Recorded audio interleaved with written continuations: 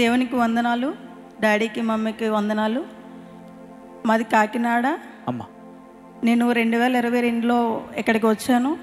నా సాక్ష్యం ఏంటంటే 2017 నుంచి 2022 వరకు నాకు వాంతింగ్స్ అయ్యి హాస్పిటల్కి చూపించుకున్నా సరే వాంతింగ్స్ అవి తిన్న వెంటనే బెడ్ ఎక్కేసి పడుకోవాలి. చేయి కడుక్కోవడానికి కూడా అమ్మ వాళ్ళ వాటర్ ఇచ్చేవారు. కానీ 2022లో 50 డేస్కి నేను ఫస్ట్ టైం ఇక్కడికి వచ్చాను. వచ్చిన తర్వాత ఇంటికి వెళ్ళిన తర్వాత నార్మల్ అయిపోయింది.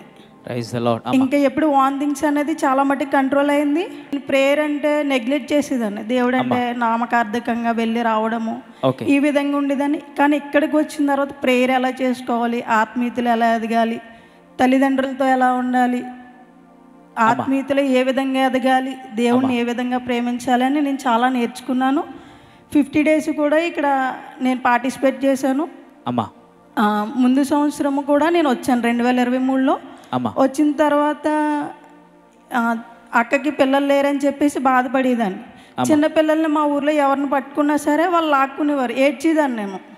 చిన్నపిల్లల్ని కూడా పట్టుకొనివ్వట్లేదు అని ఏడుస్తుంటే అమ్మ అంది, ప్రేయర్ చేసుకో, మనం చేసేది ఏం లేదు, గర్భఫలం ఇచ్చి బహుమానం యెహోవాది, నువ్వు ప్రార్థన చేస్తే దేవుడు ఇస్తాడు, నువ్వేం బాధపడద్దు అంటే 2023లో నేను ఇక్కడికి వచ్చాను. ప్రేయర్ రిక్వెస్ట్లో రాశాను.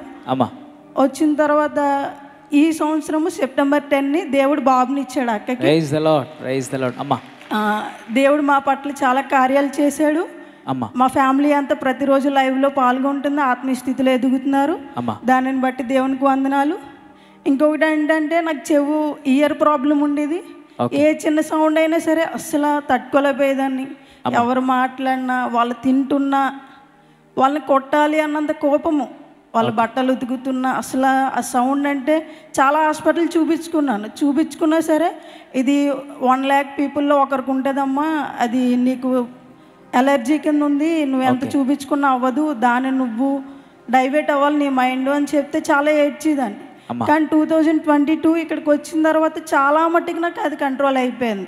దేవుడు నా పట్ల ఎన్నో కార్యాలు చేశాడు. దీనిని బట్టి దేవునికి మహిమ కలుగును గాక. పూర్తి స్వస్థత పొందుకున్నారమ్మా మీరు? వచ్చిందండి. ఇప్పుడు ఎలాంటి ప్రాబ్లం లేదు? ఏ ప్రాబ్లం లేదు. అంటే ఎన్నో హాస్పిటల్ తిరిగాను. ఇక్కడ కూడా ఫలితం లేదు. ఇప్పుడు లాస్ట్ ఇయర్ వచ్చారమ్మా? లాస్ట్ ఇయర్ వచ్చానన్న. లాస్ట్ ఇయర్ వచ్చి ప్రార్థన విన్నపం ఇచ్చారు. ఇప్పుడు దేవుడు మీ జీవితంలో కార్యం జరిగించాడు. ప్రతిరోజు లైవ్ చూస్తున్నారన్న, బలపరచబడుతున్నారు లైవ్ ద్వారా. Praise the lord. దేవునికి మహిమ కలుగును గాక. ఈ సాక్ష్యాన్ని బట్టి నిజంగా దేవుడు సహోదరి జీవితంలో చేసిన మేలును బట్టి దేవునికి మహిమ.